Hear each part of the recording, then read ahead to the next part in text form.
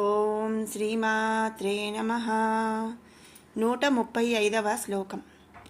రాజ్యలక్ష్మీ కోసనాథ చతురంగబలేశ్వరీ సామ్రాజ్యదాయిని సత్యసంధా సాగరమేఖలా.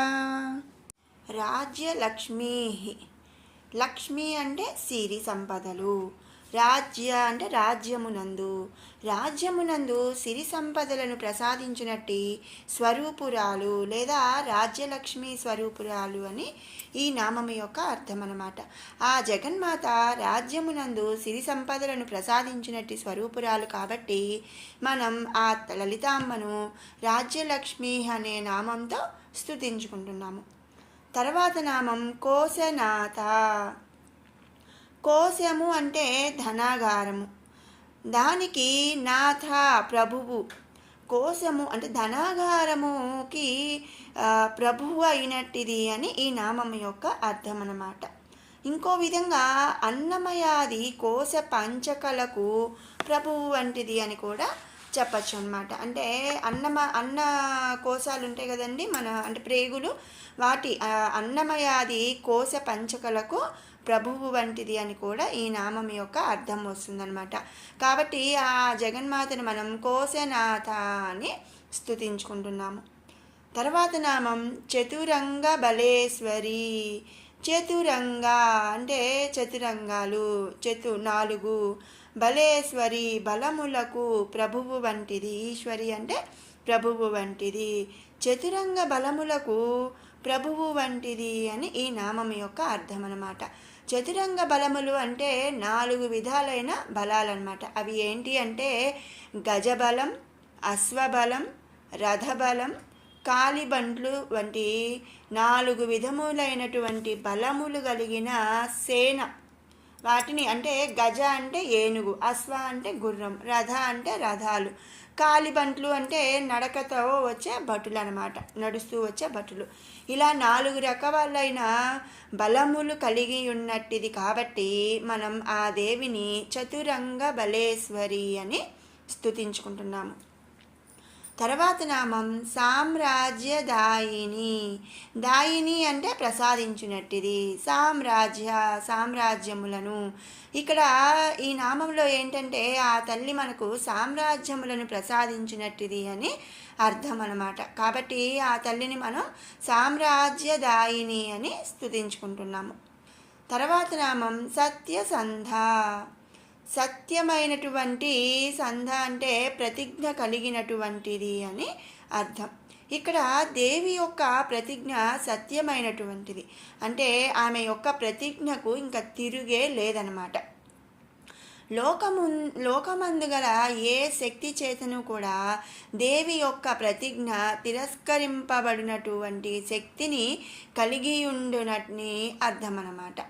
అంటే ఏంటంటే ఇప్పుడు మనం ఒక మంచి పని చేస్తున్నాం, మన ఆలోచన మంచిగా ఉందనుకోండి, లేదు మనం చెప్పే ఒక మాట కరెక్ట్గా ఉందనుకోండి, అది నిజమైన మాట అనుకోండి, ఆ మాటని కానీ ఆ పనిని కానీ లేదా ఆ ఒక విషయాన్ని అనేదాన్ని ఎవరు కూడా రిజెక్ట్ చేయలేరు అనమాట. తిరస్కరింపబడినటువంటిది అంటే ఎవరు కూడా రిజెక్ట్ చేయలేనటువంటిది అని అర్థం అన్నమాట. కాబట్టి ఆ తల్లి ప్రతిజ్ఞ సత్యమైనటువంటిది కాబట్టి ఆ తల్లిని సత్యసంధ అని మనం ఇక్కడ స్తుతించుకుంటున్నాము. తర్వాత నామం సాగర మేఖల. సాగరములే, మేఖల అంటే ఒడ్డానముగా కలిగి ఉన్నటువంటి అని మనం ఇక్కడ చెప్పుకోవచ్చు అనమాట. అంటే ఏంటంటే ఇక్కడ సాగరమును ఆ తల్లి ఒడ్డానముగా ధరించి ఉన్నది అని ఇక్కడ చెప్పుకుంటున్నాం. అంటే అమ్మవారికి సాగరము ఒడ్డానంగా ఉంది అని కాదండి. జనరల్గా ఏంటంటే సాగరమును ఒడ్డానముగా ధరించి ఉన్నది భూమి. ఈ భూగోళంలో 3/4 భాగం నీటితోనే నిండి ఉంది కనుక దేవిని ఈ నామందు భూస్వరూపురాలుగా గ్రహించాలన్నమాట. అంతేగాని తల్లికి సాగరం ఉద్యానంగా ఉంది అని కాదు. ఇక్కడ తల్లిని ఏంటంటే భూస్వరూపముగా గ్రహించాలన్నమాట. కాబట్టి ఆ తల్లి భూస్వరూపురాలుగా మనం అనుకొని ఆ తల్లిని సాగర మేఖల అని స్తుతించుకుంటున్నాము. 136వ శ్లోకం. దీక్షితా దైత్యశమనీ సర్వలోకవశంకరీ సర్వార్థదాత్రీ సావిత్రీ సచ్చిదానందరూపిణి. దీక్షిత దీక్షా స్వరూపురాలు, తన భక్తులకు జ్ఞానమును కలిగించుటే దీక్షగా ధరించినట్టి స్వరూపిణి ఆ జగన్మాత.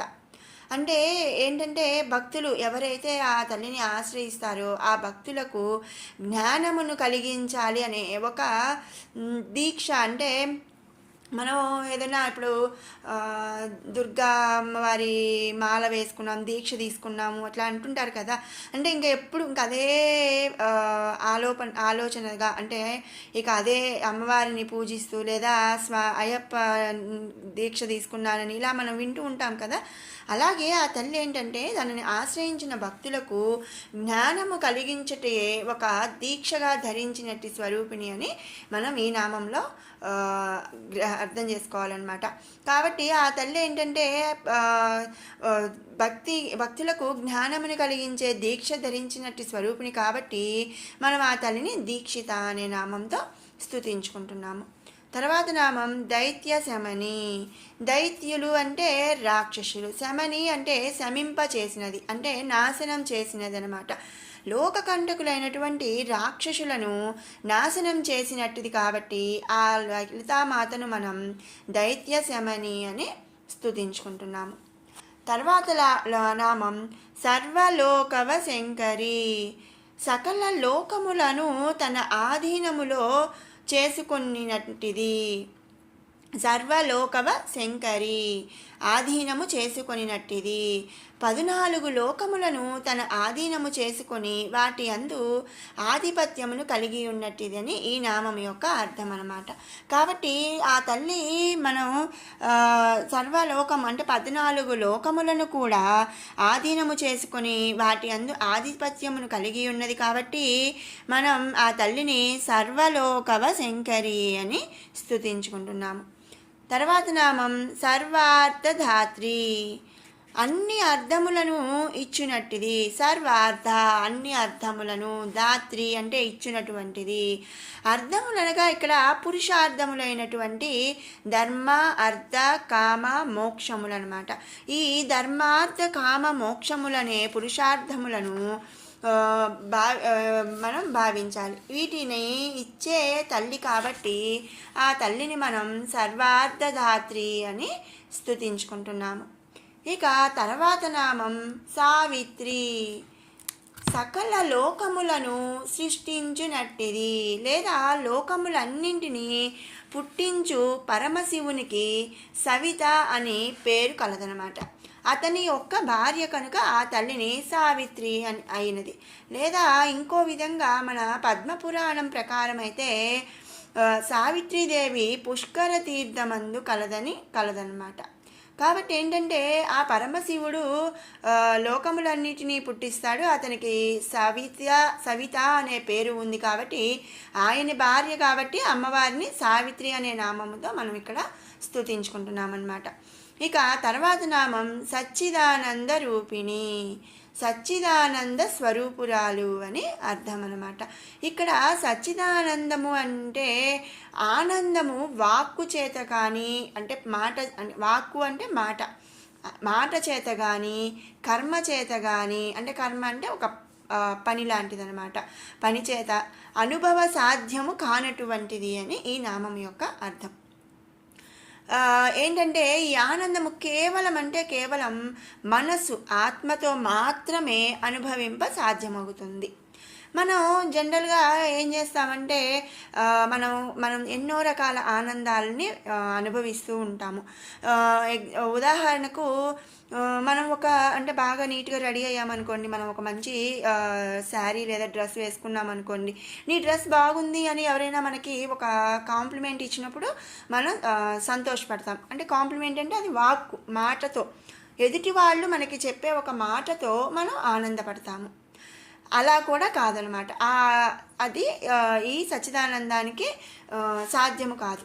ఇక కర్మ అంటే మనం ఏదైనా ఒక పని చేసినప్పుడు మనం మనంతటి మనం ఏదైనా ఒక పని చేసామనుకోండి, అది ఫుల్ సక్సెస్ అయింది అంటే అది బాగా మంచిగా ఉందనుకోండి, అప్పుడు కూడా మనం ఆ పని వల్ల మనం ఆనందాన్ని అనేది మన దైనందిక జీవితంలో పొందుతూ ఉంటాము. కానీ ఈ సచ్చిదానందము అంటే ఈ ఆనందం ఏంటంటే, ఈ సచ్చిదానందము అనేది అలా వాక్కు చేత కానీ ఒక కర్మ చేత కానీ సాధ్యము కానటువంటిదంట. ఈ ఆనందం కేవలం మనస్సు అంటే ఆత్మతో మాత్రమే అనుభవింప సాధ్యమవుతుందంట.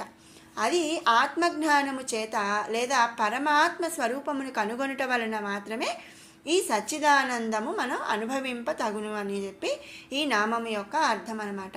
అలాంటి ఆ సచ్చిదానందానికి స్వరూపురాలు కాబట్టి మనం ఆ జగన్మాతను సచ్చిదానంద రూపిణి అని ఇక్కడ స్తుతించుకుంటున్నాము. విన్నారు కదండి 135, 136 శ్లోకాల వివరణ. ఇప్పుడు 133 నుంచి 136 వరకు కూడా 2 సార్లు పారాయణ చేసుకుందాం.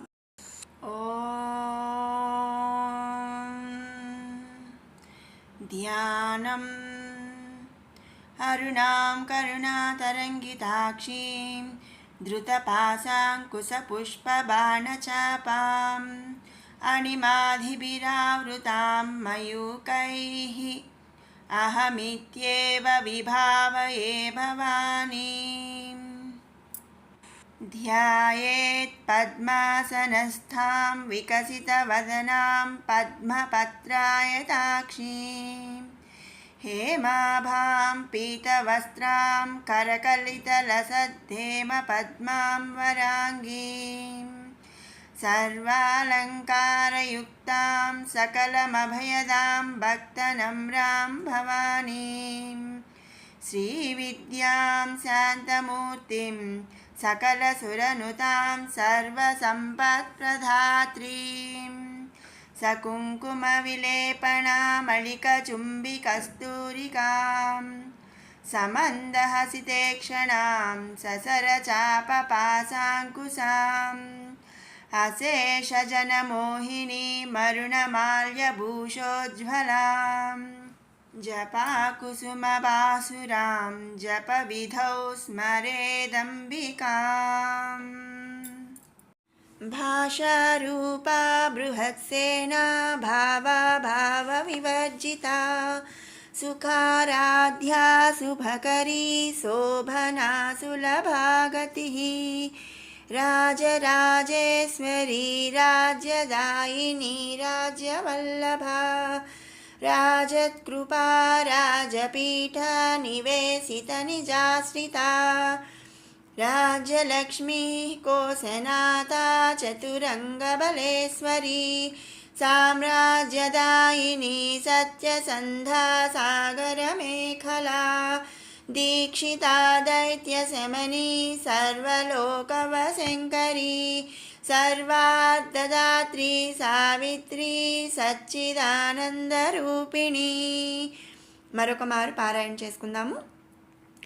భాషారూపా బృహత్సేనా భావవివర్జితా సుఖారాధ్యా శుభకరీ శోభనా సులభాగతిః రాజరాజేశ్వరీ రాజ్యదాయిని రాజ్యవల్లభా రాజత్కృపా రాజపీఠ నివేశిత నిజాశ్రితా రాజ్యలక్ష్మీ కోశనాథా చతురంగబలేశ్వరీ సామ్రాజ్యదాయిని సత్యసంధా సాగరమేఖలా దీక్షితా దైత్యశమనీ సర్వలోకవశంకరీ సర్వార్థదాత్రీ సావిత్రీ సచ్చిదానందరూపిణి.